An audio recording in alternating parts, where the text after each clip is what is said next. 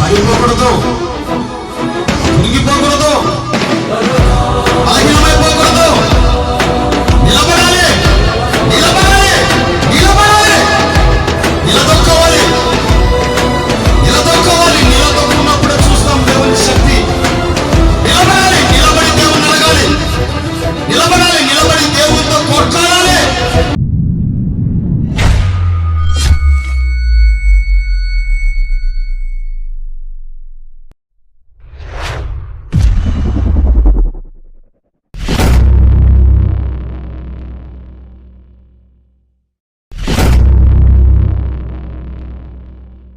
అంటే అలా పరవశమైపోయా.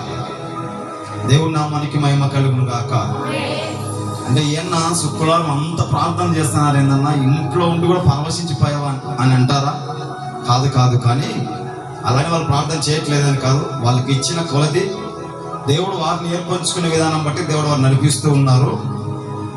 నేను రెడీ అవుదామని చెప్పి అలా కూర్చొని ఆ ప్రార్థన వింటూ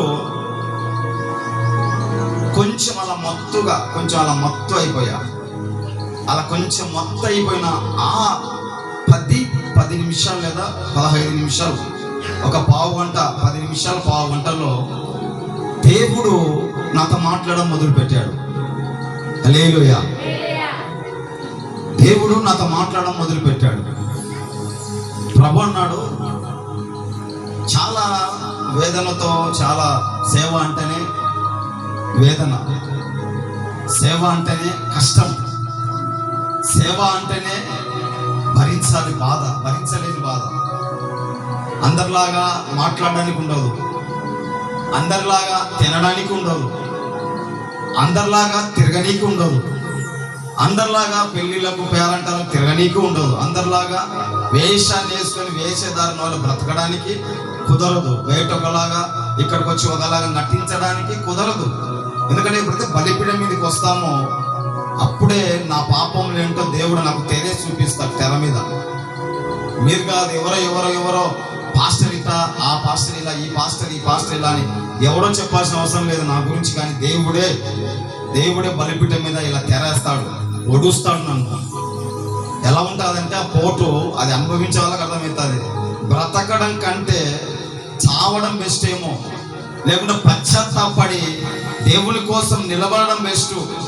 దేవుని కోసం నిలబడడమా చావడమా రెండే అన్నట్లుగా ఉంటుంది పరిస్థితి.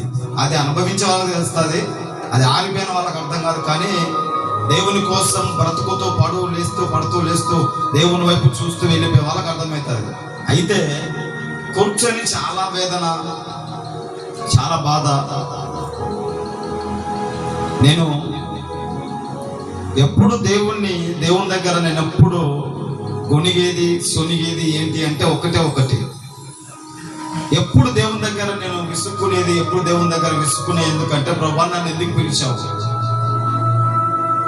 పిలిచావు అంటే ఇదంతా ఎందుకు చెప్తున్నావు అన్న మాకంటే కారణం ఏది చెప్పను. నేను చెప్పబోయే వాక్యానికి ఇది సింక్ అయి ఉంది కనుక చెప్తున్నా. బహుశా ఈ వాక్యం చెప్తానని దేవుడు ముందే నన్ను దర్శించాడు. హల్లెలూయా, హల్లెలూయా. సుత్తి లేకుండా, సోది లేకుండా, డైరెక్ట్గా ఇండైరెక్ట్గా నేను మీతోనే మాట్లాడతాను. రెండే మాటలు మాట్లాడి ముగిచ్చేస్తాను. అయితే నేను రెడీ అవుదామని కూర్చొని ప్రార్థన చేస్తూ ఉంటే, ప్రార్థన ఏం చేస్తున్నారు వీళ్ళు, ఎలా చేస్తున్నారని అలా కూర్చొని అలా మనసు పెట్టి ప్రార్థన వింటూ నేను కూడా ప్రార్థన ఏకీపించి ఒక 10 నిమిషాలు కూర్చొని వెళ్దామని అలా కూర్చున్న నన్ను దేవుడు కొంచెం మత్తు కమ్మేసింది. కొంచెం మత్తు కమ్మేస్తే ఆ మత్తులో అలా వాలిపోయినప్పుడు దేవుడు దర్శించాడు, దేవుడు మాట్లాడుతున్నాడు. దేవుడు ఆయన స్పష్టంగా మాట్లాడుతున్నాడు. నేను ఒక తెలియని లోకంలో, ఒక తెలియని లోకానికి నేను వెళ్ళిపోయా. అంటే ఈ లోకంలో కాదు, నేను ఇక్కడే ఉన్నాను, నా శరీరం ఇక్కడ ఉంది, నేను ఇక్కడే ఉన్నాను, కానీ దేవుడు నన్ను ఇంకో విధంగా ఇంకో లోకానికి తీసుకెళ్ళి మాట్లాడుతున్నాడు దేవుడు ఆయన. అంటే నా నడిపింపు అలా ఉంది, అంటే దేవుడు నన్ను దర్శించిన విధానం అలా ఉంది. అన్ని మత్తు అయిపోయి అలా వాలిపోతే దేవుడు దర్శించి మాట్లాడాడు. ఆయన మాట్లాడుతున్నాడు నాతో. ఆయన నాతో మాట్లాడుతూ, కుమారుడా, నువ్వు ఎందుకు అంత వేదనతో ఉన్నావు? ఎందుకు అంత చింతపడుతున్నావు? ఎందుకు అంత నలిగిపోతున్నావు? ఎందుకు అంతగా కృంగిపోతున్నావు? అంటే ప్రభువా, నన్ను ఎందుకు పిలిచావు ప్రభువా సేవకు?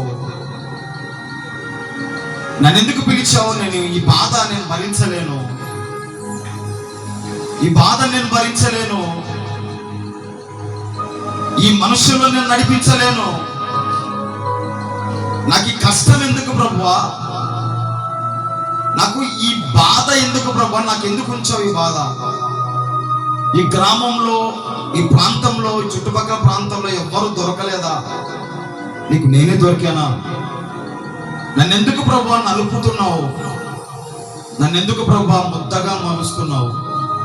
భరించలేకపోతున్నాను, ఈ వేదన భరించలేకపోతున్నాను, ఈ రోదన, మనసు భారం ఎక్కింది, గుండె బరువుగా ఉంది అని ఆయనతో నేను మాట్లాడుతూ ఉంటే ఆయన అంటున్నాడు, ఆయన నాకు చూపించాడు.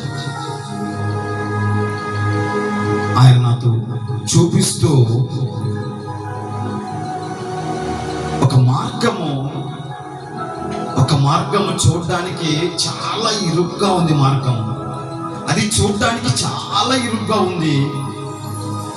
అందులోకి ప్రవేశించిన తర్వాత అర్థమవుతుంది, అదా విశాలంగా ఉంది. అది చూడడానికి ఏమో ఇరుకుగా ఉంది, అందులోకి వెళ్ళిన తర్వాత తెలుస్తుంది విశాలంగా ఉంది. అయితే చూడడానికి ఇరుగ్గా ఉంది కదా అని వచ్చేసాం. లోపలికి వచ్చిన తర్వాత లోపలికి వచ్చి ఆ వ్యక్తి విశాలంగా ఉంది కదా, సరే ఇరుగ్గా ఉంది, యజమానుడు పిలిచాడు కదా, వెళ్దామని చెప్పి ఇరుకైన మార్గంలోకి వెళ్ళిన తర్వాత చూస్తే ఆ వ్యక్తికి విశాలంగా కనిపిస్తుంది. ఆ వ్యక్తికి విశాలంగా ఉంది, మార్గం చాలా విశాలంగా ఉంది. ఇది చాలా విశాలంగా ఉంది కదా ఈ మార్గము, ఈ మార్గంలో చాలా విశాలంగా ఉంది. ఇంకా సేఫ్టీగా, ఇంకా సంతోషంగా వెళ్ళిపోవచ్చు, గమ్యానికి చేర్చుకోవచ్చు, గమ్యానికి వెళ్ళిపోవచ్చు, ఏ బాధ లేకుండా వెళ్ళిపోవచ్చు కదా అని విశాలంగా ఉంది కదా అని కొంచెం ముందుకు వెళ్తుండగా, కొంచెం ముందు కొంచెం అలా ముందుకు వెళ్ళగానే విశాలత అనుకున్న మార్గము ఇరుకైపోయింది. విశాలత అనుకున్న మార్గము ఇరుకైపోయింది. ఆ మార్గం ఇరుకైపోయింది. ఈ వ్యక్తికి బరువు ఎక్కిపోయాడు. ఈ వ్యక్తి చూపిస్తున్న దేవుడు నాకు చూపిస్తున్న తెర వేశాడు.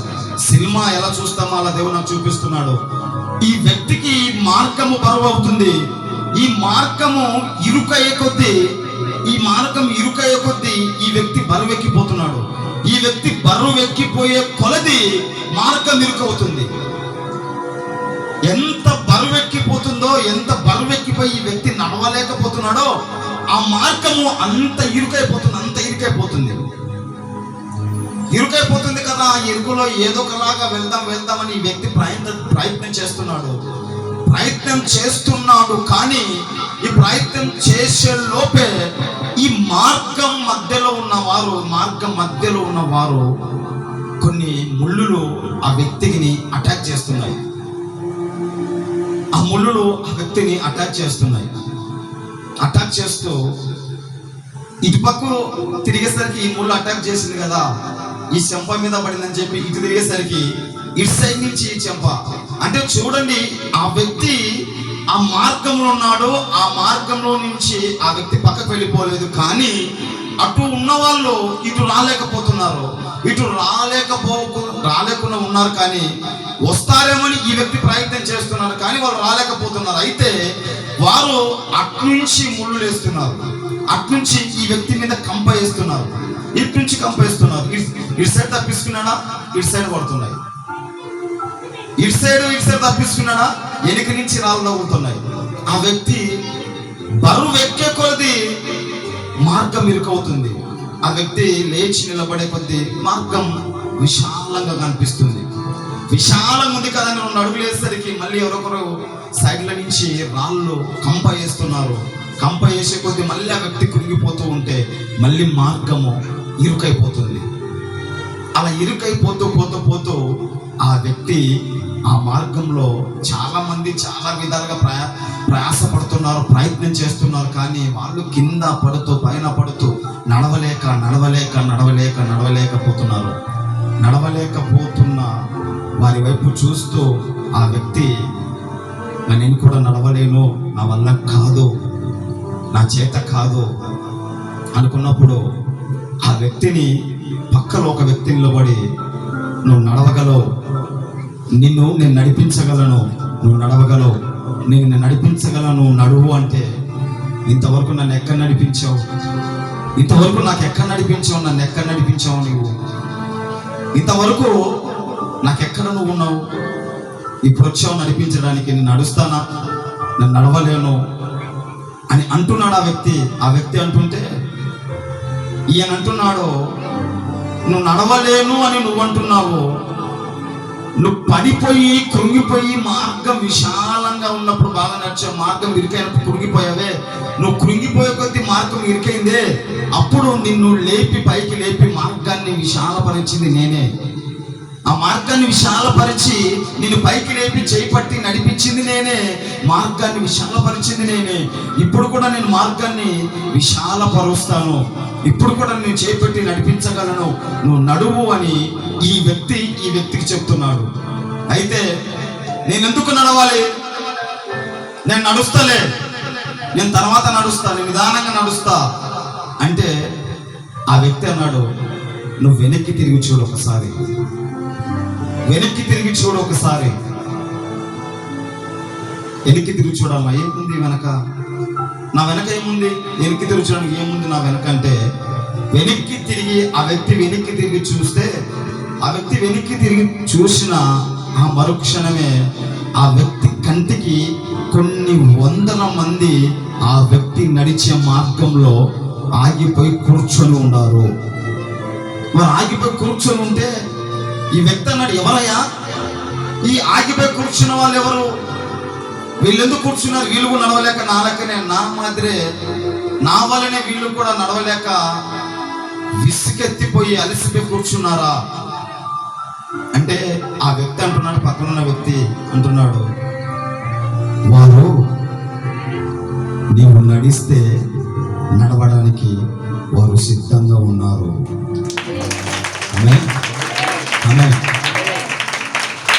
నేను నడిస్తే వాళ్ళు ఎందుకు నడవాలి, ఈ వ్యక్తి అంటున్నాడు, నేను నడిస్తే వాళ్ళు ఎందుకు నడవాలి, ఏం వారి కొద్ది వాళ్ళు వెళ్ళిపోవచ్చు కదా, వారి కొద్ది వాళ్ళు నడవచ్చు కదా, నేను నడిస్తే వాళ్ళు ఎందుకు నడవాలయ్యా, నా నడకకు వాళ్ళకి ఏం సంబంధం అయ్యా, నేనే నడవలేకపోతున్నా, మళ్ళీ వాళ్ళు ఎక్కడ నడిపిస్తా, నేను వాళ్ళు నన్ను చూసి ఎక్కడ నడుస్తారంటే ఈ వ్యక్తి అంటున్నాడు, వారు పడవ ఎక్కారు, వారు పడవలో ఉన్నారు, పడవ ఆగిపోయింది, ఆ పడవను నడిపించే నాయకుడవు నీవే, ఆ పడవ ఆగిపోయింది, నువ్వు ఆగిపోయావు, వారు ఆగిపోయారు, నువ్వు నడిస్తే వారు నడుస్తారు, ఎందుకంటే వారిని నడిపించే నాయకుడు నీవే కనుక నీకు కష్టమవుతుంది, కష్టతరంగా ఉండవు, భారంగా ఉండవు, ఎందుకంటే వీరందరూ నీ వెనకమాలు ఉన్నారు, వీరందరూ నీ వెనకమాల వస్తూ ఉన్నారు, వీరు తగిన సమయంలో తగిన కాలంలో తగిన రోజు వీరే నిన్ను అలా పక్కన కూర్చోబెట్టి నువ్వు నడుపుతున్న పడవను, నువ్వు వెళుతున్న మార్గాన్ని వీరే తోడై నీకు తోడై వీరు నిన్ను నీతో పాటు అనేకులను వీరు గమ్యానికి చేరుస్తారు, వీరే నీకు సపోర్టుగా నిలుస్తారు. ఆమేన్. ఎందుకంటే నువ్వు పడవ ఆపడం, దాన్ని ఆపేసే పడవను, ఆ పడవను నువ్వు స్పీడ్గా నడపట్లేదు, ఆ పడవను తీసుకెళ్ళలేకపోతున్నావు, ఎందుకంటే ఆ పడవ దాని ఓనరు, దాన్ని డ్రైవింగ్ చేసేవాడివి నీవే. నీవే నాయకుడవు. నీకు తెలీదా? నీకు తెలీదేమో, నీ వెనకమాల నీ సపోర్ట్ తీసుకొని నీ సపోర్ట్ మీద నీ మీద ఆధారపడి వస్తున్న ప్రజలు కొన్ని వేల ప్రజలున్నారు. కొన్ని వేల ప్రజలున్నారు. హల్లెలూయా. తగ్గిన సమయంలో, తగ్గిన కాలంలో, తగ్గిన రోజు, తగ్గిన సంవత్సరం వారందరూ నీ ఎదుటికి నిలబడతారు. ఆమేన్, ఆమేన్. కనుక వీరందరూ నడుస్తున్నారు. వీరందరినీ నడిపించే నాయకుడు నీవే కనుక నీకు కష్టమే, ఆ కష్టమైన నేనున్నాను, నేనున్నాను, నేనున్నాను, నువ్వు సాగిపో ముందుకు. ఆమేన్, ఆమేన్, ఆమేన్. ఒక్కసారిగా ఉలిక్కిపడా, లేచి కూర్చున్నా. పని చేయలేదు నాకు. ఒక్కసారిగా ఏమైంది ఒక్కసారిగా నాకేం మైండ్ పని చేయలేదు. ఈ 10 నిమిషాలు ఏమైంది అర్థం కాలేదు. ఈ 10 నిమిషాలు ఏమైపోయింది, నేను ఎక్కడికి వెళ్ళాను ఏం అర్థం కాలేదు. కానీ తర్వాత లేచి నిలబడి అటు ఇటు చూస్తే ఎవరు లేరు. అటు ఇటు చూస్తే ఎవరు లేరు. నేను ఒక్కడే ఉన్న గదిలో. అప్పుడు అనుకున్న దేవుడు నాతో మాట్లాడాడని, దేవుడు నాతో మాట్లాడాడు అని. హల్లెలూయా, హల్లెలూయా. దేవుడు నామానికి మహిమ కలుగును గాక. ఆమేన్. నడవడం కష్టం, అయితే కొంచెం కష్టమే అయినా మనకు దేవుడు తోడే ఉన్నాడు. మనకున్న మంటను చల్లార్పకూడదు. వెలగాలి, దేవుడి కోసం మండాలి. హల్లెలూయా, హల్లెలూయా. ఆయన నాతో అన్నాడు, నువ్వు కృంగిపోయినప్పుడు నిన్ను లేపినవన్నీ నేనే, మార్గం ఇరుకవుతున్నప్పుడు దాన్ని విశాలపరిచినవన్నీ నేనెక్కడ లేను. నేను లేనని ఎలా అంటున్నావు నీవు? నీ కంటికి మార్గం ఇరుకుగా కనిపించినప్పుడు దాన్ని విశాలపరిచినవన్నీ నేనే. నువ్వు పడిపోయి కృంగిపోతున్నప్పుడు నిన్ను లేపినవన్నీ నేనే. నేను లేకుండా నీ దూరం వచ్చావా? నీవు ప్రయాసపడుతున్నావని, కష్టం వచ్చిందని, శ్రమ వచ్చిందని, ఇబ్బందులు వచ్చాయని నువ్వెందుకు నిన్ను నడిపించే నాయకుడును నేను. నువ్వు నా వైపు చూసి సాగిపో ముందుకు. ఎందుకంటే కొన్ని వేల మంది నీ మీద ఆధారపడే దినం ఒక దినం రాబోతుంది అన్నాడు ప్రభు. ఆమేన్, ఆమేన్. హల్లెలూయా. విశ్వాసం ఉంచు, నమ్మకం ఉంచు, విశ్వాసం ఉంచు, నమ్మకం ఉంచు. విశ్వాసం ఉంచి నమ్మకం ఉంచు. విశ్వాసంతో సాగిపో. ఎన్ని కష్టాలు వచ్చినా, ఎన్ని శ్రమలు వచ్చినా, ఎన్ని ఇబ్బందులు వచ్చినా, ఏది ఎంత మాత్రం నీకు హాని చేయదని మన దేవుడు మనకు సెలవిచ్చాడు కనుక ఏది ఎంత మాత్రం హాని చెయ్యదు. ఆమేన్. అది రోగం కావచ్చు, వ్యాధి కావచ్చు, అప్పులు కావచ్చు, సమస్యలు కావచ్చు, ఏదొచ్చినా రాని నిలబడు. నువ్వు నిలబడినప్పుడే దేవుని పవర్ చూస్తావు. దేవుడు అంటే ఏంటో నీకు అర్థమవుతుంది. దేవుని శక్తిని చూడాలంటే నువ్వు నిలబడాలి. ఆమేన్, ఆమేన్. నిలబడాలి,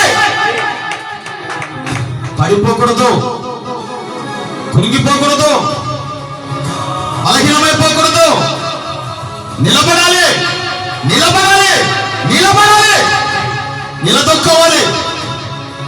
నిలబడాలి, నిలదొక్కున్నప్పుడే చూస్తాం దేవుని శక్తి. నిలబడి దేవుని అడగాలి. నిలబడి దేవునితో కొట్లాడాలి. నిలబడి దేవుని శోధించాలి. నిలబడి దేవుణ్ణే పరిశీలించాలి, పరిశోధించాలి, దేవునికి పరీక్ష పెట్టాలి. ఆమేన్, ఆమేన్, ఆమేన్.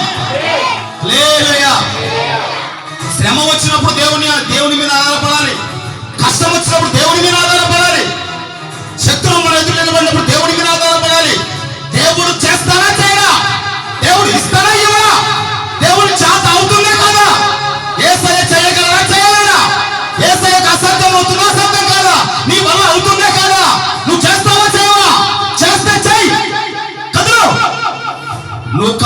నువ్వు చేస్తే నేను నిన్ను వదిలిపెట్టనయ్యా. నా జీవితంలో కార్యాలు చేస్తే నేను వదిలిపెట్టనయ్యా. నన్ను స్వస్థపరిస్తే నేను వదిలిపెట్టనయ్యా. నన్ను బాగు చేస్తే నేను వదిలిపెట్టనయ్యా. నువ్వు మార్చవు. నా భర్తను మార్చగలవు, నా కుటుంబాన్ని మార్చగలవు, నా స్థితిగతులు మార్చగలవు, నా పరిస్థితులు మార్చగలవు, నన్నే మార్చగలవు, నా దరిద్రాన్ని కొట్టేయగలవు, నా స్థితిని మార్చగలవు, నన్ను నిలబెట్టగలవు, ఎత్తైన కొండకు నన్ను ఎక్కించగలవు అని నువ్వు నిలబడి దేవుణ్ణి శోధించాలి, దేవునికి పరీక్ష పెట్టాలి, దేవుని వెంటాడాలి. ఆమేన్, ఆమేన్. రోషం కలిగి చేయాలి భక్తి, పౌరుషం కలిగి చేయాలి. సప్ప భక్తి కాదు, అటు కాని భక్తి కాదు, వేషధారణ భక్తి కాదు.